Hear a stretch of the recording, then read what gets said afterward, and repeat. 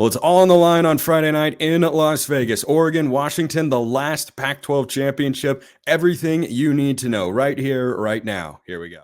Washington, Oregon, round two. It's time for some piece of the game. You are Locked On Huskies, your daily podcast on the Washington Huskies, part of the Locked On Podcast Network, your team every day.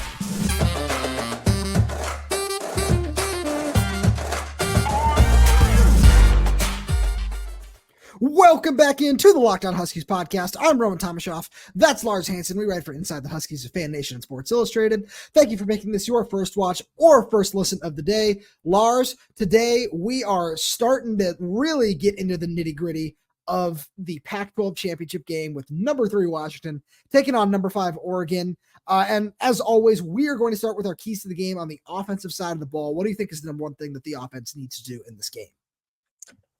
I'm going to go the antithesis of what I've been saying the last 3 or 4 weeks. Michael Penix needs to get in gear early. Like that is flat out. Forget the run game at this point. I mean, I'm not saying like go away from it, but get the quick throws. Almost not necessarily replicate Oregon's offense, but given the fact that for the second time, as you had in your story on Inside the Huskies all season, that Washington has their full complement of receivers, really the first true time in the season where they're expected to use all of their complement of receivers. You got to get the ball in space early, get the ball out quick, just allow guys. I understand Ryan Grubb likes to take shots, but even if you're taking 20-yard shots, get the ball out quick. Let Penix get into a bit of a rhythm and, 5 of 7, 6 of 8, 7 of 9, And if Dylan happens to throwing a couple of runs on the first couple of drives, so be it. But Penix has to be in gear, because if Penix doesn't get in gear early, I don't know how Washington hangs around, because you're not going to be able to ground your way out against Oregon. You need to match stride for stride against Oregon in the hope the defense makes a play. And that starts with Michael Penix and the receivers kind of setting that tone on the offensive side. No, I agree with you there. And then especially when, there's just a little bit of extra fuel to the fire there when you look at the comments that Oregon defensive lineman Brandon Dorlus made during his media availability on Tuesday, where someone asked him, what's your number one job on Friday? And he said, and I'm quoting him here, take out Michael Penix. Like that kind of is what it is. And of course, Washington's got a fantastic offensive line. I think one of the big keys in this game is going to be Julius Buelow and how he's going to be able to just kind of match up with Dorlus, because Dorlus was able to get a little bit of a push early on in that ball game on the right side of the offensive line. So I think having that extra really good pass protector in there, big guy with some extra length, will do a really good job in that front. But you're right. And I think that two guys that we need to see a lot of early, because we know Odunze is going to get involved. We know Odunze is going to get his catches throughout the evening, but we need to see more from Jalen McMillan, who had 5 catches for 26 yards in the Apple Cup, and Jalen Polk, who has no catches over his last 2 games and has struggled with drops. And getting those 2 guys involved early against an Oregon secondary that might not be at full strength, as Oregon cornerback Jaleel Florence was spotted on crutches during the last game against Oregon State, that would be really big and something that Washington would need to find a way to take advantage of as much as possible. Yeah, I mean, I think it was Bridges who was in on the final coverage on Rome's 16-yard touchdown at the end. So Washington proved, but what's so crazy about that game is the fact that they got all the way to the 1 and couldn't punch it in. And then on the next drive, go 2 plays and score. So I think there's both a matter of Michael Penix has to be in gear and lockstep, and the offensive line obviously has to protect him. But I think also it comes down to a play calling thing where Grubb has to kind of, clearly the fact that he called a read option on 4th and 1 with a pitch to Rome, it shows that he understands the ebbs and flows of the game, which is not a surprise, but it's given how he's had some play calls this season. It's like, wait, is Grubb actually like trying to force things too much, or is he willing to go with the tide of the game? The problem is when you're starting the game, you need to kind of set the tide yourself. You can't let Oregon, even if Oregon gets the ball first and scores, okay, then you're just now matching Oregon stride for stride. And that's especially where even more so Penix has to be in gear, because if you're down 7-0 when you get the ball for the first time, you're now playing from behind the entire game and hoping that your defense makes a play. So that means there's no error for the offense. So it's almost like whoever wins the coin toss might win the first half. And, that's kind of a scary proposition looking back at the last few games if you're Washington. No, you're right there. And then because something that we need to consider in this game is you talked about Dylan Johnson and getting Michael Penix in rhythm early, but Dylan is somebody who's going to have a heavy impact in this game. I was doing some math for an article I'm writing for Inside the Huskies, and over Washington's 4 ranked matchups this season, he's averaging a little over 21 carries a game and 137 yards on the ground. And yeah, a lot of that is inflated by 26 carries and 256 yards at USC, but that's still 200-yard performances against Oregon and against Utah, and then 89, I believe the number was, against Oregon State before injuring his foot. So that there's a chance that he could have gotten over 100 yards there too. So he's somebody who's going to have a big impact in this game. I spoke to him yesterday on Tuesday. I asked him, how are you feeling? He said, I'm as healthy as I can be at this point. Everybody's got, nicks and bruises at this point in the season. And you kind of just have to keep showing up and keep doing what you can every single day. And he's somebody who has been at his best in these big moments. And I would expect him to have another big game, whether it's, getting involved with some carries early on, or maybe, being a receiving option out of the backfield, because even with all these receivers all over the place and being able to stretch out the defense as much as possible, that might open up even more options for him underneath in the passing game too. Yeah, exactly. I mean, if Oregon's going to bring the heat on Penix early and often, as Brandon Dorlus kind of alluded to, why not kind of lull Oregon in and then dunk it over the top? Just dunk it, those screens, those smaller ones as Oregon's bringing the pressure. Because now you have numbers in front and Oregon has to chase the receiver. But so it really comes down to schematics, right? And that's kind of what we've said throughout the course of this Oregon-Washington rivalry under Kalen DeBoer. Washington has the better coaching as long as it allows itself to, right? Because I think we've seen, Will Stein, Oregon, they're a fine offense, but in the down and distances and plays that mattered, the 3rd and 2, 4th and 2, 4th and 3, none of those plays really seem to make sense. Whereas Washington, that the 4th and 1 against Washington State, where you're lulling everybody up, making it look like and drawing all of Wazoo's defenders in, and then Rome takes the pitch to the outside. There's nobody out there, so you would expect Rome to at least get 1 yard, and he obviously did. So I think there's a schematic advantage for Washington as long as they can execute. The problem is they haven't executed, and Rome said that after the game, where it's like, hey, we got to execute at a lot higher level, and we got to do so in about 5 days. Right. That was after the Apple Cup. So now we're talking about 2 days. It's like, hey, look, if you guys really want to play for a national championship and play against Georgia and play against Michigan in the Rose Bowl, you got to execute in order to get there. And that includes, to your point, Jalen Polk not dropping passes. That includes Charles Jackson getting involved. It includes Jeremy Bernard getting involved. You have your full, and then you have Westover and Culp. There's so many weapons on this offense. If they don't get in rhythm early, I don't know if that's more of an indictment against Washington or a positive for Oregon, but from what it sounds like, Oregon's going to be really keen on pressuring Penix, really just kind of chasing after him and just seeing what happens with that, which opens. Now, the problem with that is almost scary to think, okay, what if Penix just throws up like 30, 40, 50-yard dimes and just hopes that they beat one-on-one coverage? It's like, well, you can do that. It's a little more risky. Why not just take the 10 to 15 and 20 and check down and do whatever, and then let the receivers and tight ends kind of make the plays and the extra yardage after the catch from there? I think that's a better game plan for Washington than trying to take the deep shots. Right. It's all about taking what's given. And if you want to talk about pressure, that's one thing where we've seen Ryan Grubb call some really timely screenplays this year.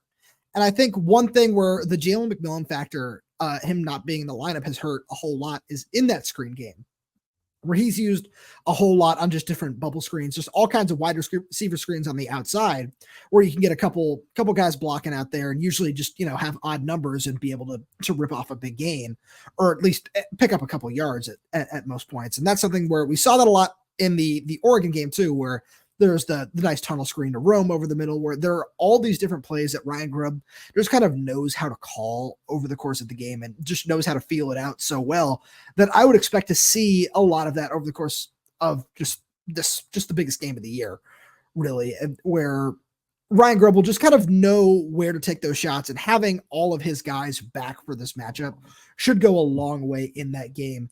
And before we switch over to the defensive side of the ball, because we got a whole lot to talk about on that side too, we're going to be sending a message to our good friends over at FanDuel because as the weather gets colder, the NFL offers, they're staying hot on FanDuel. Right now, new customers get $150 in bonus bets with any winning $5 moneyline bet. That's $150 if your team wins. If you've been thinking about joining FanDuel, there's no better time to get in on the action. The app is so easy to use. There's a wide range of betting options, including spreads, player props, over-unders, and more. So visit FanDuel.com/lockedon and kick off the NFL season.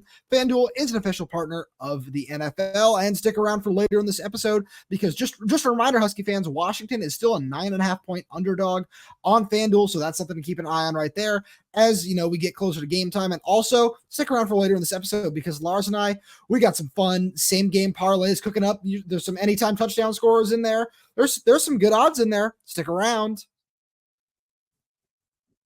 On to the defense. The defense has played. I feel it's fair to say that even though the yards have still kind of been there, the defense has been really good at just stiffing up when it needs to, as it has all season long, and not giving up points. Just really for the majority of crunch time, I would say. Yeah, and I more or less in the second half when it matters most, right? I mean, I think that, but the ironic part is, and not to double back on the offense, but when the defense shows up, the offense disappears. I think that's the other part that's got to get situated for this game. I mean, the defense has to just be able to win its matchup. I mean, that's the thing though. When you're facing Oregon, it was almost like Washington State under Mike Leach, where look, you're going to get they're going to get their yards. They're probably going to score a few points. But how many drives can you turn touchdown drives into field goal drives? How many can you limit and force Camden Lewis to make a couple chip shots?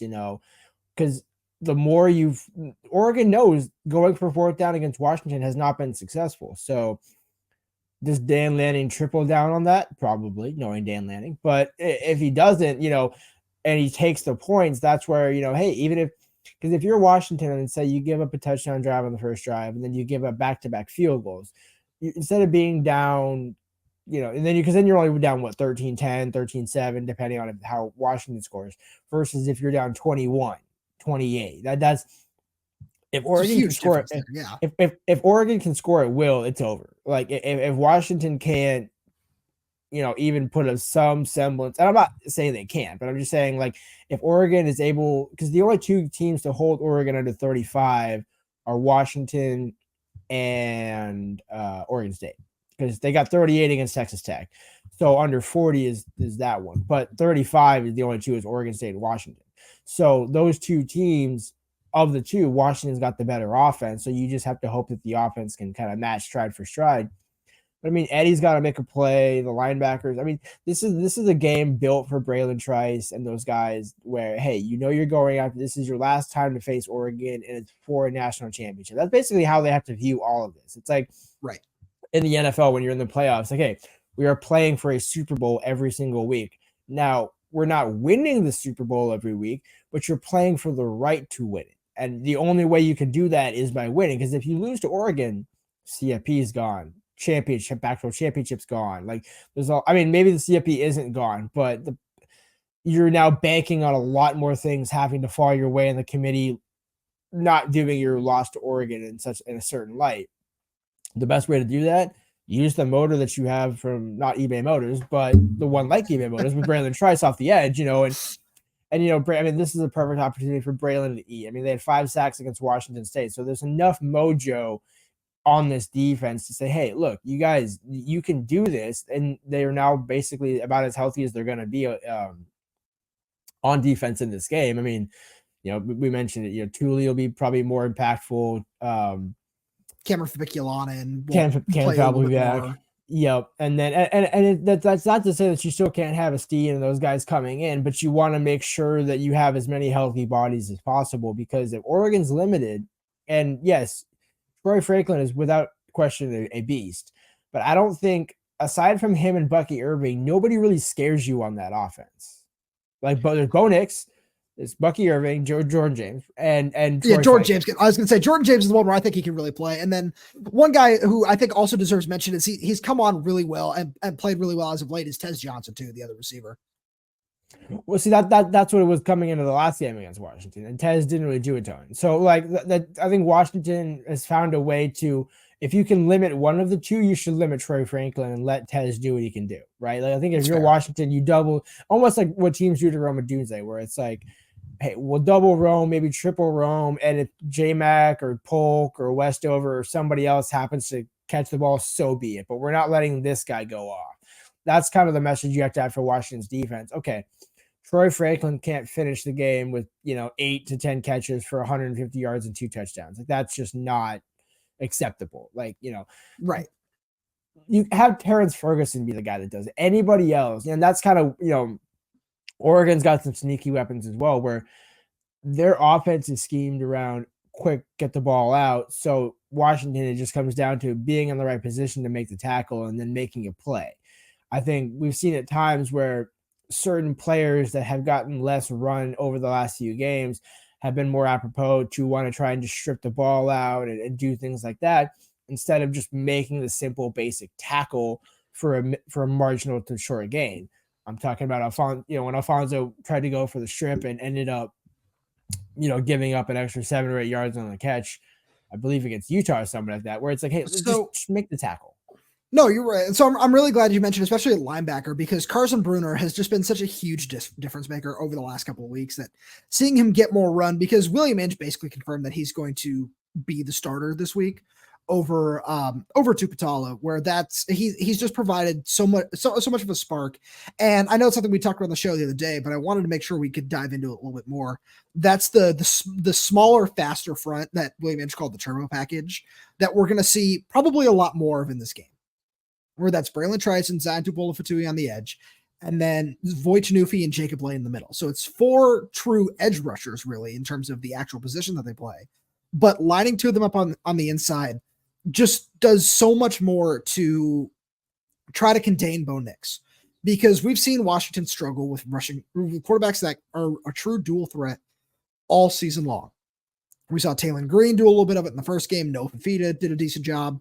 Bo Nix in the first matchup between these two teams, obviously, then Caleb Williams. So there has still been issues in terms of running quarterbacks, but we saw Cam Ward really struggle to get outside of the pocket and run the ball effectively. And if Bo Nix is forced to stay behind the line of scrimmage and there's always somebody bearing down on him when he tries to get outside of the pocket, I think that could be really, really big for Washington's defense in this game, because that's not something we saw in the first matchup between those two teams, where I know one play that I pointed out to you was that 3rd and 12 where he was able to pick up the first down, where both the corner and the linebacker on that side of the field waited until he was about 5 yards past the line of scrimmage before they even started to come upfield to try to make a tackle on him. And in this situation, there's just going to be so much more speed on the field too, with some of these other like players that are going to be in there, that will not happen. And containing Bo with his legs will, I don't want to say it will do a lot to limit this Oregon passing offense, but it will certainly hamper what it really likes to do at times, if they're able to just kind of throw him off structure, but also be able to keep a defender in his face.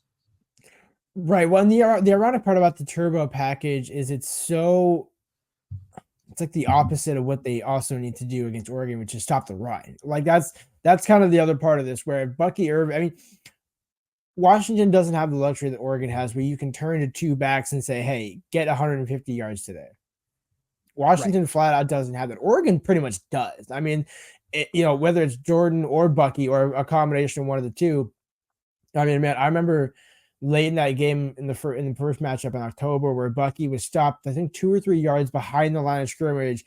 You could even hear Chris Fowler on the call saying, oh, Bucky stopped short. They got it. Oh, and there he goes for like 8 or 10 more yards. It's like, okay, there was 4 purple jerseys around him and not a soul could get him down. It's like, and that's been the struggle at times for Washington, even against Cam Ward, where they had a number of times to get a sack on him, and you're seeing guys like full body wrap around and somehow not creating him down on the ground. So it's like, okay, what you're in position, check, making the play, half check, question mark, like, and because those are the plays where Bo is able to extend, get away, and escape. Bo is going to find a target open because the secondary is going to allow somebody to get open. You just know that you just know that's the case. So with all due respect to the secondary, that's just, the way it is. And I feel like a lot of the responsibility in the secondary is going to come down to Jabbar defending Troy Franklin, because Jabbar Muhammad has been really, really good over these past couple of weeks, especially when you look at his game against Oregon State.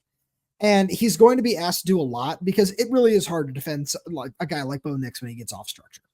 And he's able to just kind of create outside of what the play actually is, because that's the hardest thing for some of these cornerbacks to do, is just kind of stay with your man outside of just what you're normally asked to do. So the question is, what is it going to look like on the back end? And I think that, if Cam Fab is able to play, I think Asa Turner we can probably call him questionable for this game, and just kind of with some comments that we heard earlier in the week from just some of the coaching staff, where there might be a chance for him this week. That would be really helpful too. Just another experienced body in the secondary.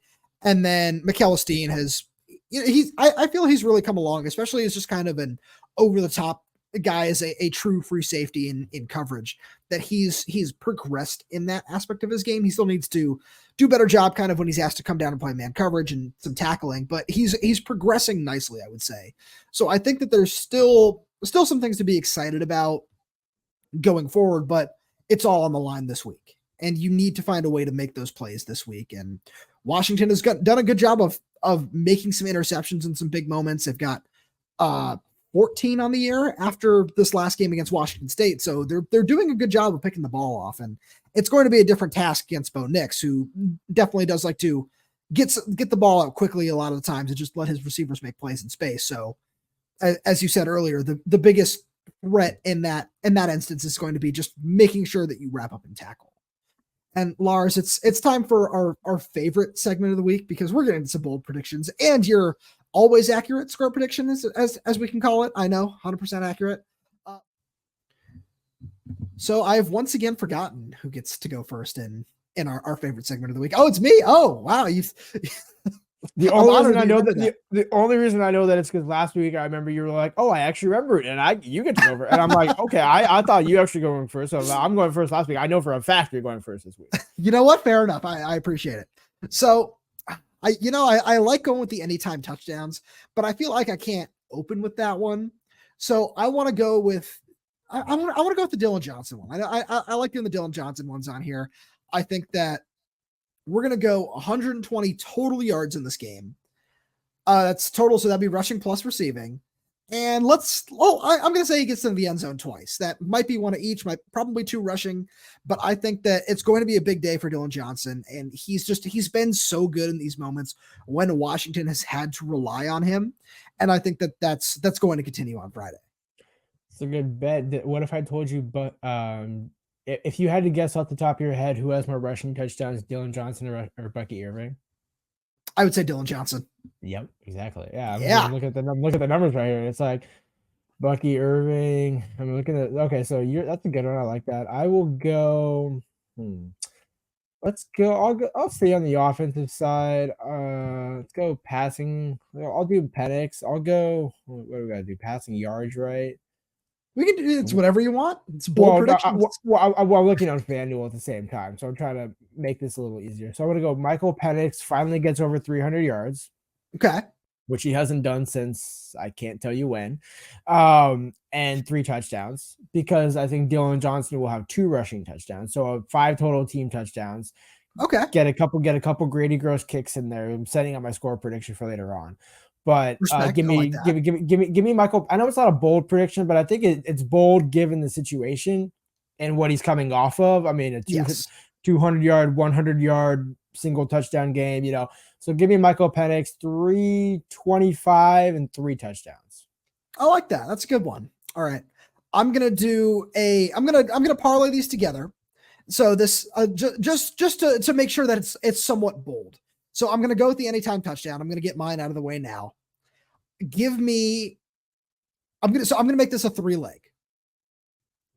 Give me a Odunze anytime touchdown. Jeremy Bernard anytime touchdown. Two Vegas guys going back to Vegas. And then, you know what? Because I want to take one from the other side to make it even. Give me a Jordan James anytime touchdown. I'm going to parlay those 3 together right there. I think who was the middle one you had? Oh, Jeremy Bernard, right? Yeah. Okay, so Bernard's plus 400 and Jordan James is plus 100 anytime touchdown on FanDuel. So that's a solid bet. I mean, Rome's obviously the safest bet on that one, but Oh, for sure. And I wanted to make sure I get the two Vegas guys kind of in there together with one. no, I respect it. I'll go with the same line of thinking, but I'm going to pick two different players just for money. I'm going to go. I'll do three, all with plus money. Jalen McMillan anytime touchdown, Jack Westover anytime touchdown, and Patrick Herbert anytime touchdown. Okay, I like that. All three are plus money. So we're cooking up some fun parlays here with our friends over at FanDuel. I like that. That's a good one. All right, I'm going to go back to the stat well here, and I'm going to take the Rome Odunze one because I feel that this is going to be a huge game for Rome. Another guy who's, as we said, going back to Vegas. I got a good story on Inside the Huskies about Jeremy Bernard going back to Vegas. He got a lot of people coming to the game, so I'm sure Rome is going to be in the same boat there.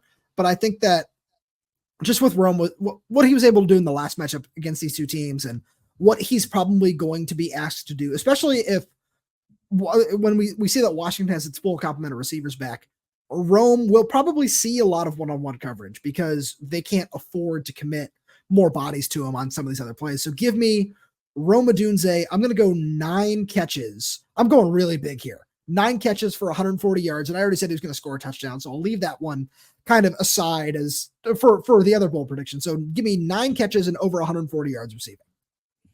I like that. I'm going to go a little bit on the flip side and say, I'm going to try to do the Pac-12 one here. Bo Nix gets sacked. I'm going to put the over, because here's the thing. I mean, Bo's only been sacked 5 times this year. Same with Penix has been sacked 9 times, technically. Washington is credited with allowing 9 sacks. Let's just make that clear. So with that being said, give me, I feel like putting the over under 1.5 is bold if I take the over on 2 plus sacks. Like, yeah, it kind of is at this point. I can agree with you there. Because if it's any other team, it's not bold. But Bo, I mean, they got 1.5 against Bo last year, and I don't know if they got one last year and then 1 this year too. Okay, so let's parlay them together. 2 plus sacks for Washington on Bo Nix. Okay, so I was also gonna get a sack one in there, and I wanted to make it extra bold, and I was gonna take Jacob Lane, first career sack is going to come in this game. I think that it's going to, I kind of have this one cooked up extra bold. This is me kind of staring into my crystal ball here that I have just off the screen. And it's going to be on a play where Bo Nix is rolling out to his right. Jacob Lane is going to be the interior defensive lineman who's asked to chase him down, and he's going to do just enough to get him on the ground for his first college sack. I'm going there. I like that. I like that you're moonlighting for 247 now. But I mean, that's a good pick. I will say that do we want one more? Or do we want to go to the prediction? Because I've got one more. So if you got one more, go for it. So yeah, so let's go over under. I'm going to say over under 3 turnovers, and I am going to include turnover on downs in that category, even though I know they don't count.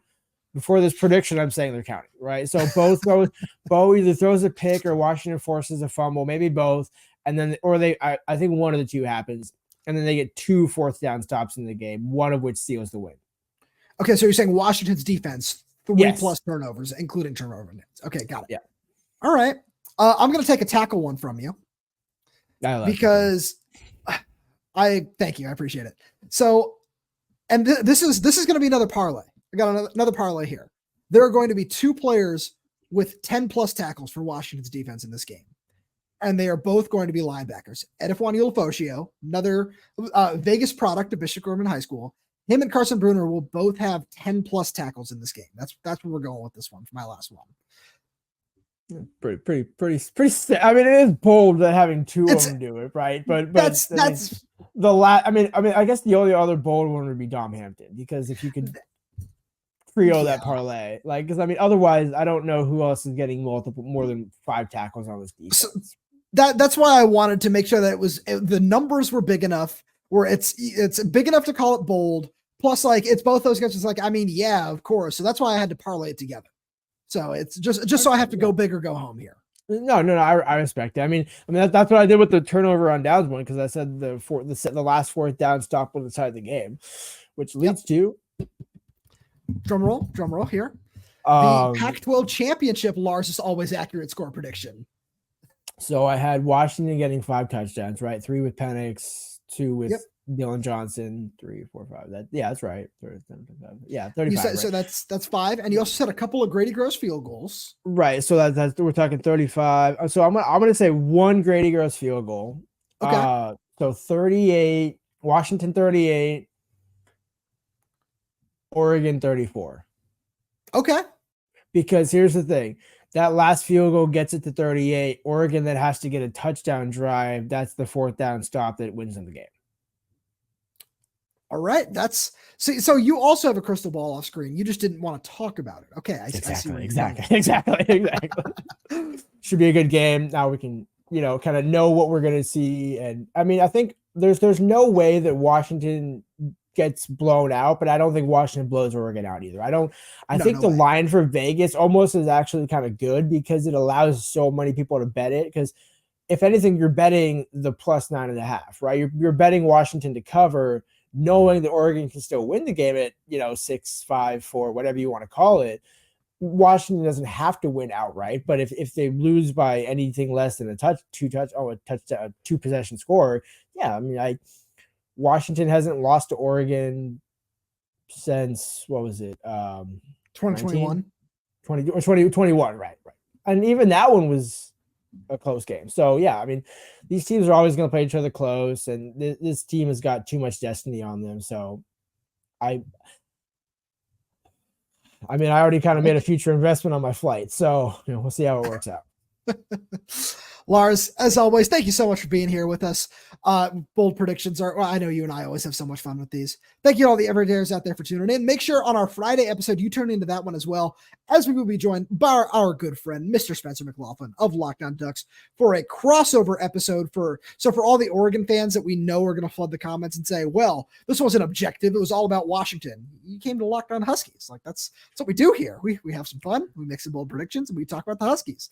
So for everyone who enjoyed the content, thank you so much for being here. Just truly thank you to everybody who tuned into this episode. We really do appreciate your support. And if you like the content, want to keep coming back for more, there's so many easy ways to do that.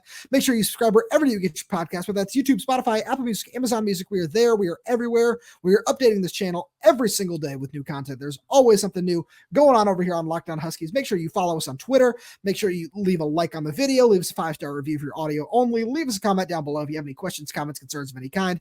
Thank you so much for tuning in, and we will talk to you on Friday.